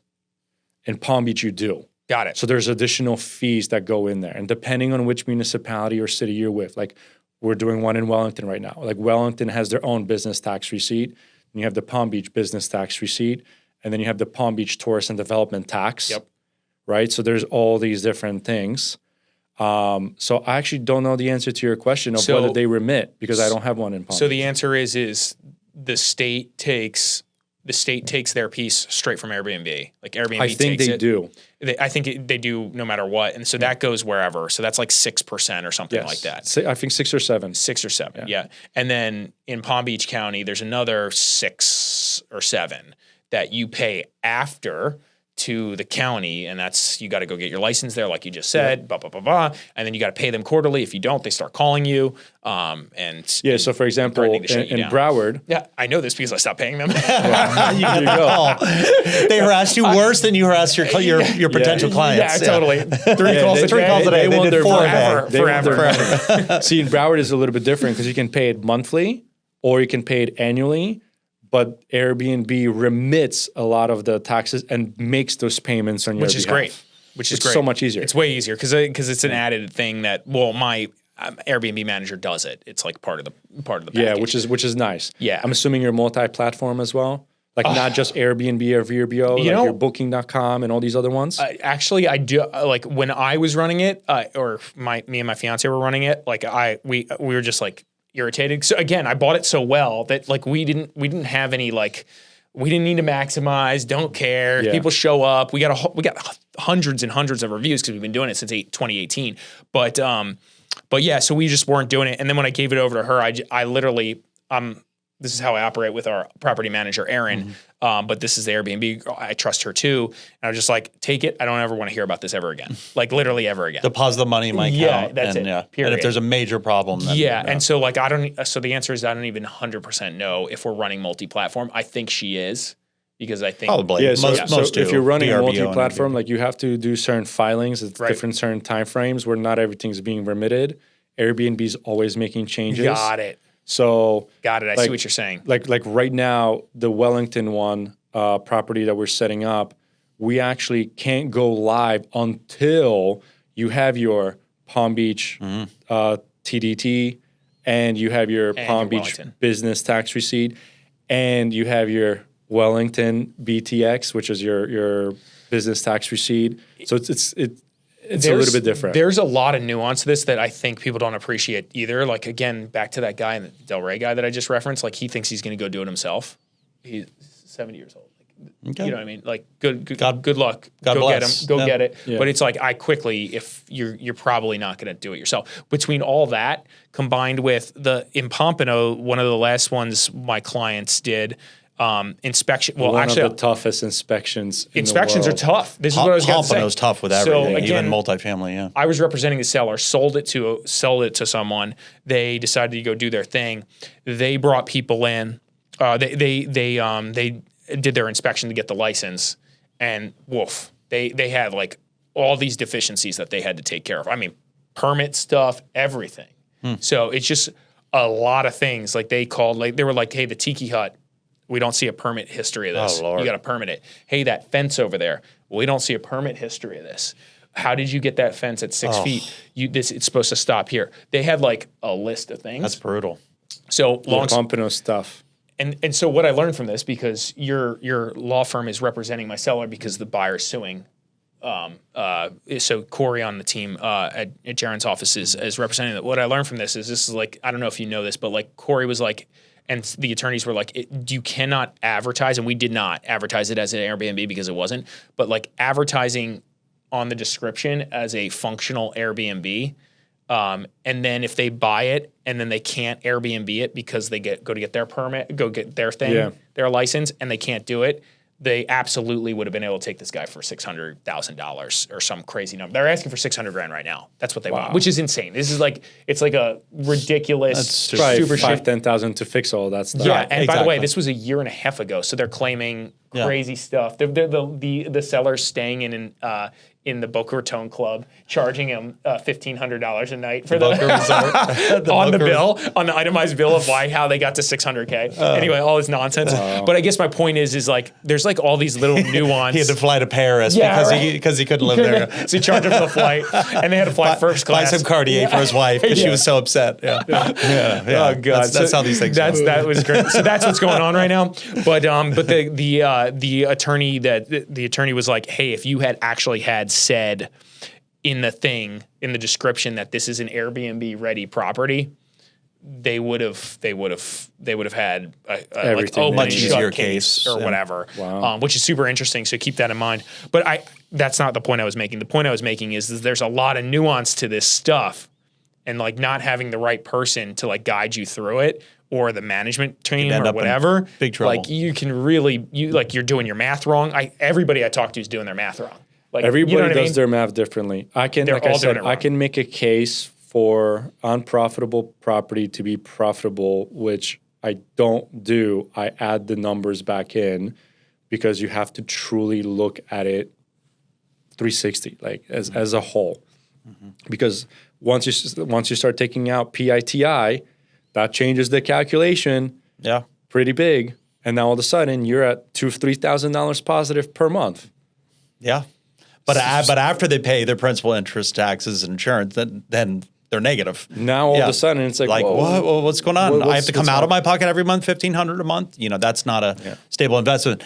That's why I'm very conservative. I do all my projections at 70% instead of 90. One other thing you haven't brought up at all this whole time, which is I think hugely important, and I'm just curious if you have this discussion with your investors, but one of the reasons to buy an investment property in South Florida is appreciation. I mean, it's the quiet, it's the quiet way to build wealth. If you own this property, if they own it for 10 or 15 years, if they're averaging, I don't know, let's say 3, 4, 5% appreciation per year on $1 million property, that really starts to add up every year. And you're not paying taxes on that every year. Meaning, let's say it's even 3%. You buy $1 million property after year one. Now, let's say hypothetically the property's worth $1,030,000.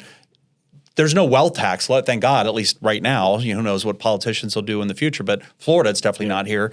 But that $30,000, until you have a taxable event, until the property is sold, and you can still avoid that by doing a 1031 exchange, et cetera, or doing a cash out refi, pull the money out of the property and reinvest like Larry was talking about he's going to do. But I think that's huge. The point I'm trying to make is that you were mentioning year one and year two, maybe the cash flow is not that much. It'll build over time, and maybe year over year, it'll be 80% increase or 70% increase starting from a very small number.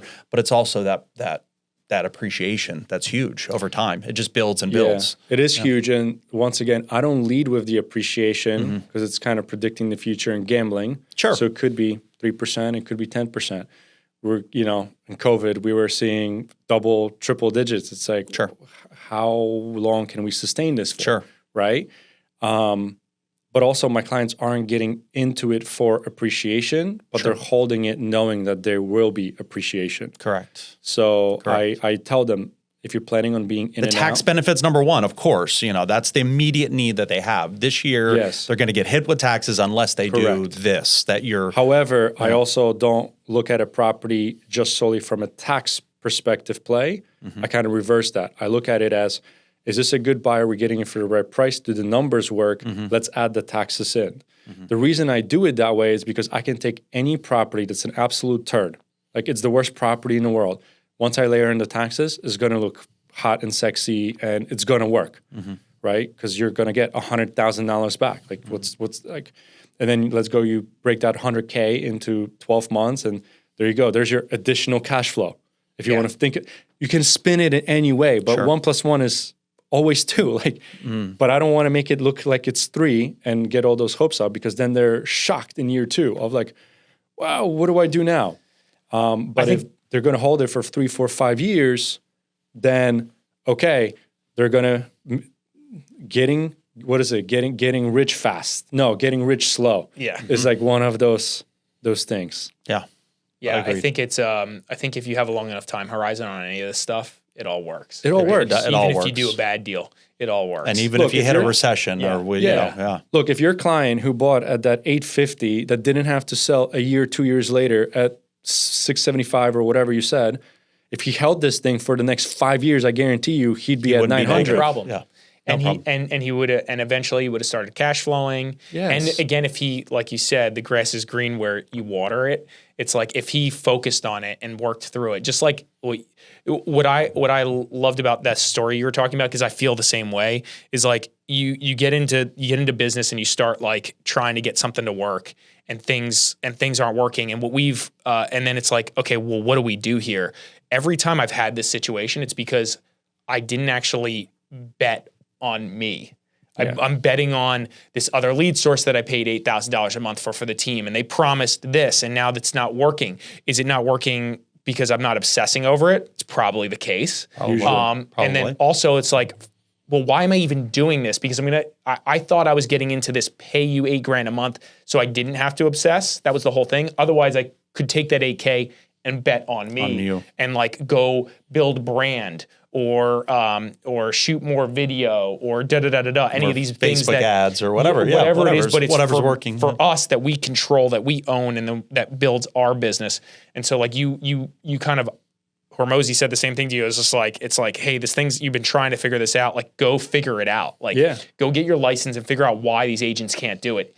And that's like, you just like bet on yourself. You're just like, okay. And then when you bet on yourself, you're like, oh, I'm just going to keep doing this. Like, this makes more sense. Makes me numbers It wise, makes more right? sense. Yeah. I like and I continue to make that mistake over the years. Like every time I say this now, and 6 months from now, I'm going to go do this new thing that probably, that's probably not going to work out, and I'm going to say the same thing again and be like, I should have bet on myself. It's a shiny new object. We all have tendencies to do that. You see the shiny new thing and you hear someone's doing so well in this and you're like, well, why am I not doing it? And then you go that. Instead of staying the course, keep doubling down on what you're doing. If there's room to grow in whatever you're doing, just keep doing it and keep betting more money, more whatever, bigger team, whatever. Yeah. For me, and like I think for you too, but like this is like evident in like what you've like always been in real estate. So you've been like doing different iterations, and everything you've done before kind of like compounds on itself, because you know the photography thing, the ad thing, this thing, that thing, right? And it's like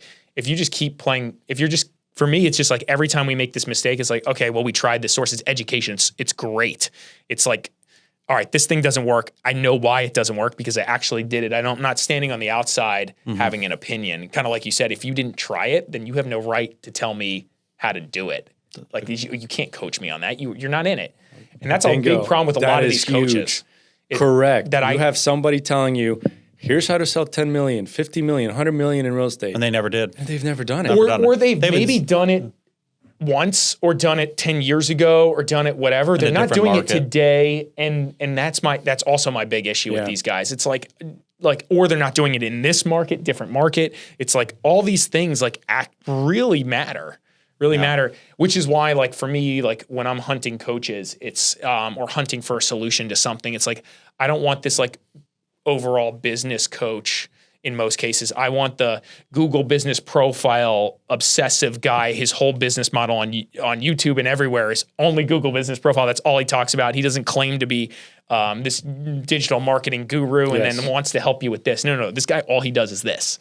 And it's like, I'll pay you to do that.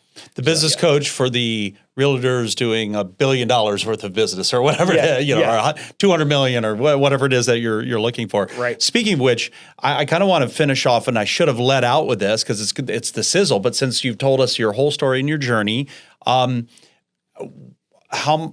what was the volume of business that you sold last year? Because I know it's significant. So last year we did a little bit north of like 50 million. Awesome. By myself. By yourself. No team, just a transaction coordinator. That's incredible. And towards the end of the Lean year, and mean. I hired an assistant. Wow. Yeah. Wow. And that was that real estate division. I'm not talking like I do have a team on the setup and the management. Sure. But that's and you make money on other things. That's completely separate. Just the transaction volume. That's amazing. That's amazing, man. That's for a big one number. guy. Yeah. A big number Big for number, a solo. Yep. Yeah. 4 years ago, I think I got licensed like 4 years, 2 months, or 3 months, something like that, right? So it just, like I said, it just compounds. Of course. Compounds. This year's going to be way bigger than the 50 million. That's the hope, right? Oh, yeah. well, That's the hope. Yeah. It's almost guaranteed knowing how hard you work. And I know Well, how hard it's just you work. staying focused and staying in your lane, right? Now I'm expanding out. We're doing bigger deals. Like, Larry, to your question, you were asking, like, when do Airbnb price points stop? They don't. It's just finding the right property, right location for the right price.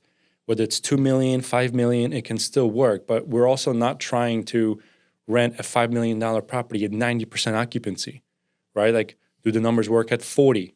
Because now all of a sudden the property can be basically sitting half empty half the month, but the months that it's rented for, it's $2,000, $3,000, $4,000 a day.